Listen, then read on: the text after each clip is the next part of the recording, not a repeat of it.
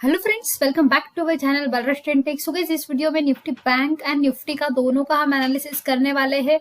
सबसे इंपॉर्टेंट चीज, कल हमारा बजट रहने वाला है। बजट के दिन बहुत ज्यादा वोलेटिलिटी हमें देखने को मिल सकती है।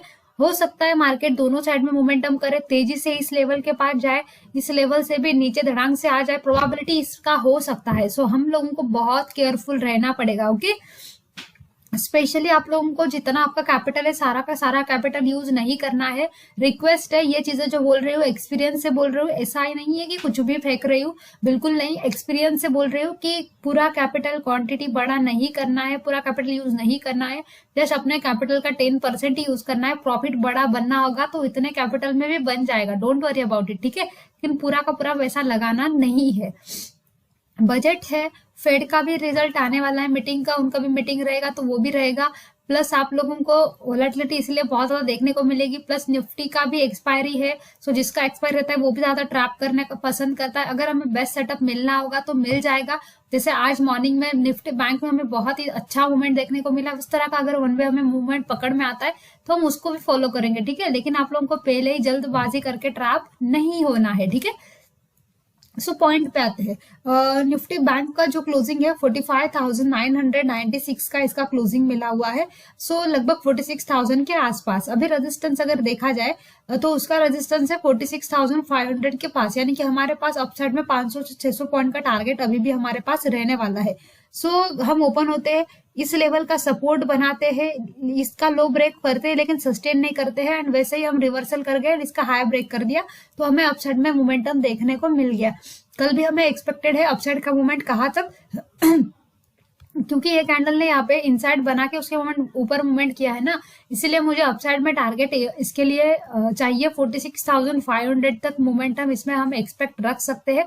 उससे भी ऊपर निकलता है तो बड़ा रेजिस्टेंस निकालेगा फिर ये, एंड उसके बाद तो और अच्छा अपसाइड में टारगेट देखने को फिर हमें मिल सकता है। नहीं तो सेकंड प्रोबेबिलिटी ये भी रहेगा कि मार्केट जाएगा 46,500 के पास, एंड उससे अगर रिवर्सल कर गया तो फिर से बड़ा नीचे आ जाएगा। फिर दोनों साइड के लिए हमें रेडी रहना है, जो भी होगा हम उसके साथ ही जाएंगे। मोमेंटम बहुत ज्यादा तेज रहने वाला है। एसएल के बिना काम नहीं करना है। एसएल कहाँ पे लगाना है? एसएल 40 पॉइंट का लगाओ या 50 पॉइंट का लगाओ, एसएल स्ट्रिक्टली लगाओ। जहां पे आप बाय करने के लिए जाते हैं ना, जैसे बाय करते हैं ना वैसे एसएल भी लगाइए, एसएल भी लगाओ। जस्ट चार्ट पे एंड माइंड में एसएल रखने से कुछ होने वाला नहीं है, क्योंकि कैंडल में वोलेटिलिटी इतना ज्यादा रहेगा ना, 100 पॉइंट प्रीमियम का इधर का उधर हो जाएगा, निकलने नहीं देगा, समझ में आने नहीं देगा।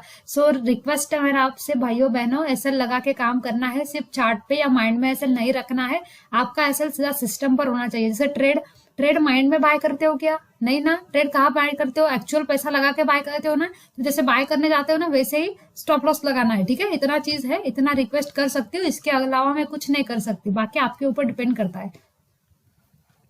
चलो थोड़ा सा प्राइस रीडिंग का कोशिश करते हैं। अभी आज मार्केट ने जो सपोर्ट बनाया, लगभग अपना पिछले लास्ट सपोर्ट के पास ही उसने सपोर्ट बनाया है, ठीक है।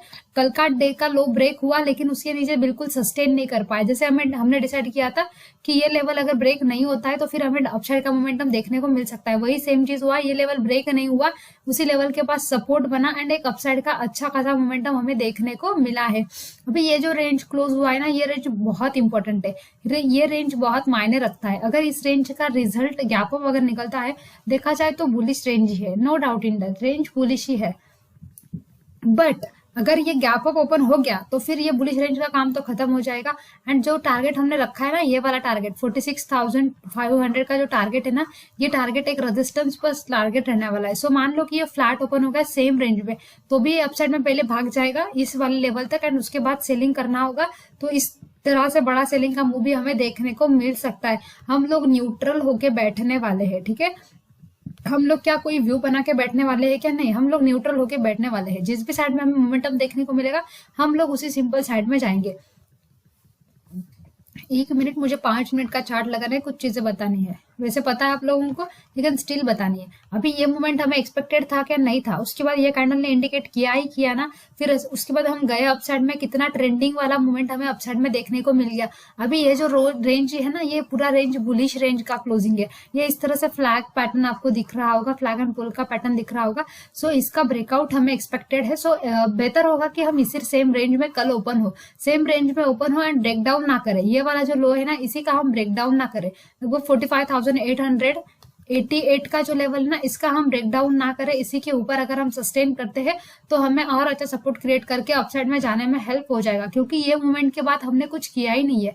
ये एक मूवमेंट के बाद हमने पूरा टाइम यहाँ पे एक रेंज में बिता दिया है। सो एक्सपेक्टेड रहेगा कि ये रेंज का हमें ब्रेकआउट देखने को मिले, तो एक ट्रेंडिंग मूव 45,000 नहीं 46,500 तक एक मोमेंटम हमारे लिए एक्सपेक्टेड होना चाहिए, ठीक है। लेकिन ओपनिंग मैटर करेगा। 200-300 पॉइंट सीधा गैप अप पे ओपन हो गया तो क्या मूवमेंट बचता है, नहीं बचता है ना। सो फ्लैट ओपन होना बहुत जरूरी है एंड मोमेंटम बचेगा। कल एक्सपायरी है भाई निफ्टी का भी एंड बजट भी है, तो मोमेंटम तो रहने वाला है। बस आप लोगों को ट्रैप नहीं होना है।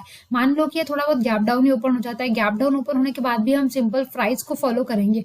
नीचे आने के बाद भी हो सकता है सपोर्ट क्रिएट करे तो अपसाइड में भाग जाए, सपोर्ट नहीं क्रिएट करता है, बियरिश प्राइस बनता है तो फिर उसको फॉलो करेंगे। लेकिन आज का मार्केट देखकर तो लग रहा है कि 46,500 का लेवल पॉसिबल इसका हो सकता है। बाकी जो भी कुछ रहेगा हम सिंपल लेवल्स को फॉलो करने वाले हैं, कोई ज्यादा जल्दबाजी नहीं करेंगे। प्राइस बनेगा, मोमेंटम आने से पहले प्राइस बनेगा एंड एक बार अगर मान लो कि मॉर्निंग में आपको तगड़ा प्रॉफिट हो जाता है तो उसके बाद आपको उसको लॉस में कन्वर्ट नहीं करना है। वही सबसे अच्छे ट्रेडर है जो 3:30 बजे तक अपना प्रॉफिट लेके जाते हैं, ठीक है। तो चलो निफ्टी के ऊपर थोड़ा फोकस करते हैं। निफ्टी के लिए भी ये लेवल एक स्ट्रॉन्ग रेजिस्टेंस हो रहा है। कौन सा? 21,744 का ये वाला जो लेवल है ना गाइस, ये लेवल इसके लिए स्ट्रॉन्ग रेजिस्टेंस हो रहा है। अभी भी एक भी टाइम इसके ऊपर गए थे लेकिन सस्टेन ही नहीं किया। 3 दिन उसके ऊपर रहे बस, उसके बाद तो बड़ा गैप डाउन हो गया, मतलब सस्टेन ही नहीं किया है। हम उसके ऊपर रुके ही नहीं है ज्यादा देर। सो ये लेवल हमारे लिए बहुत स्ट्रॉन्ग रेजिस्टेंस है। इस वाले दिन भी उसके ऊपर ओपन हुए थे लेकिन कुछ मीनिंग नहीं था। कल अगेन हम डाउन साइड में ही आ गए थे। कल का ही दिन है वो, उस दिन बोलने से पहले कल का ही दिन है वो। फिर हम नीचे आए, लेकिन जैसे मैंने कल का एनालिसिस में बताया था, ये कैंडल का लो ब्रेक नहीं होता है तो हमें अपसाइड का ही मोमेंटम देखने को मिल सकता है। ये कैंडल इनसाइड हो जाएगी। कहा था कि नहीं कहा था गाइस? कहा था ना। सो वही सेम उसने किया कि ये कैंडल का लो ब्रेक नहीं किया तो करंट कैंडल अभी ग्रीन आ गई तो इसको इनसाइड कर दिया। अभी हम बहुत ही अच्छी जगह पे क्लोज किया है, रेजिस्टेंस के पास में। सो कल अगर 21,744 का लेवल निकलता है तो बहुत ही अच्छा अपसाइड में मोमेंटम देखने को मिल सकता है। हो सकता है कि 22,000 भी ये चला जाए। अगर ये लेवल रेजिस्टेंस लेवल के ऊपर निकला, सस्टेन किया, तो 22,000 उसका पॉसिबिलिटी हो सकता है। कल वोलेटिलिटी में वो कितना भी मूव कर जाएगा, इसका नहीं है। सो 22,000 तक मुझे एक्सपेक्टेड रहेगा फिर कि अगर उसके ऊपर सस्टेन कर गया तो। मानो कि कल अगर फिर से इसका रेजिस्टेंस ले लिया सॉरी गाइज, कल अगर मानो 21,744 का वापस से रेजिस्टेंस ले लिया तो वहां से ही वो रिवर्सल करेगा एंड बड़ा कैंडल दे देगा फिर डाउन साइड में। इसका भी लो ब्रेक करेगा एंड इसका भी लो ब्रेक करेगा। फिर ये दोनों प्रोबेबिलिटी है, क्योंकि या तो मेक या तो ब्रेक होने वाला है। या तो रेजिस्टेंस टूटा अप साइड में तो बड़ा अप साइड में मूवमेंट, रेजिस्टेंस नहीं टूटा तो यहाँ पे क्या डोजी कैंडल नहीं बनाएगा, वो सीधा नीचे गिरेगा। रेजिस्टेंस को बहुत तेजी से वो काम करेगा रेजिस्टेंस के ऊपर। ओके चलो 15 मिनट का थोड़ा सा प्राइस रीड करते हैं। 15 मिनट क्या बोल रहा है? ओपनिंग मैटर करने वाला है। ओपनिंग बड़ा गैप अप नहीं होना चाहिए, ओपनिंग बड़ा गैप अप नहीं होना चाहिए। देखो ये वाला रेजिस्टेंस स्ट्रांग है कि नहीं स्ट्रांग है, दिख रहा है आपको? स्ट्रांग रेजिस्टेंस है। कितने टाइम यहाँ पे मार्केट ने रेजिस्टेंस लिया हुआ है। सो कल भी वही लेवल हमारे लिए मैटर करने वाला है। कल उसी लेवल के पास अगर ओपन होते हैं एंड उसी लेवल के ओपन होने के बाद 755 की लेवल को अगर निकालेंगे अपसाइड में तो फर्स्ट टारगेट हम क्या रखेंगे पता है आप लोगों को? हम टारगेट ना लगाते हुए जाएंगे। पहला टारगेट सीधा 22,000 का नहीं रखेंगे। हमारा पहला टारगेट निकल के आएगा 21,855। उसके बाद सेकंड टारगेट निकल के आएगा 21,955। उसके बाद हमारा टारगेट निकल के आएगा सीधा 22,022 के पास में। ये बड़े टारगेट हमारे लिए निफ्टी में देखने को मिल सकते हैं। मानो इसका ही रेजिस्टेंस बना लेता है, इसका रेजिस्टेंस कल भी बना लेता है, कल भी इस रेजिस्टेंस को नहीं निकालता है, इस रेजिस्टेंस को कल भी नहीं निकालता, तो फिर से वो सेलिंग करके 21,400 तक आने की कोशिश करेगा। मतलब निफ्टी में भी पॉसिबिलिटी है 200 से 250 पॉइंट या 300 पॉइंट का मोमेंटम कल के दिन हाई वोलेटिलिटी में मुझे एक्सपेक्टेड है कि 200 से 250 पॉइंट का मोमेंटम हमें निफ्टी में, बैंक निफ्टी में दोनों, बैंक निफ्टी में तो ज्यादा लेकिन निफ्टी के हिसाब से 200-250 पॉइंट का 300 पॉइंट का मोमेंटम लगभग वो 2% के अराउंड उसमें मूवमेंट हो जाता है। 250-300 पॉइंट का इतना मूवमेंट करेगा तो ठीक है। इतना चीज समझ में आ रहा है, क्लियर है इतना चार्ट आपको?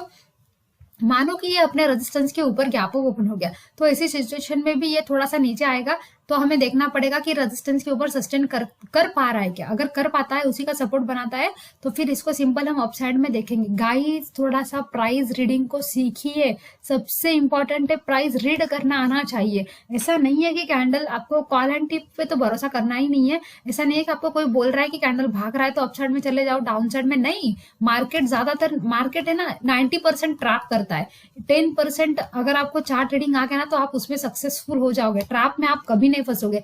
आपने एक देखा होगा, मैं ट्रैप में ज्यादातर आप लोगों को फंसने देती ही नहीं हूँ, क्योंकि मैं ट्राई करती हूँ कि मैं आपको लॉस होने से बचाऊं। मैं इतना ट्राई करती हूँ, प्रॉफिट हो ना हो आपके ऊपर है, लेकिन आपका लॉस ना हो, ये मेरा कोशिश हमेशा रहता है। सो बस लेवल्स को फॉलो करो, एनालिसिस को फॉलो करो, बाकी लाइव में हम देख लेंगे, ठीक है। बस आप लोगों को एक चीज करनी है इंपॉर्टेंट, वीडियो अच्छे लगते हैं तो लाइक जरूर करना है, चैनल पे नए हो तो सब्सक्राइब भी करना है, एंड अपने दोस्तों के साथ शेयर भी करना है, ताकि वो भी सीख सके चार्ट रीडिंग आपके साथ साथ, ठीक है गाइस। चलो नेक्स्ट वीडियो में मिलेंगे जल्द ही। थैंक यू गाइस, जय हिंद, राधे राधे।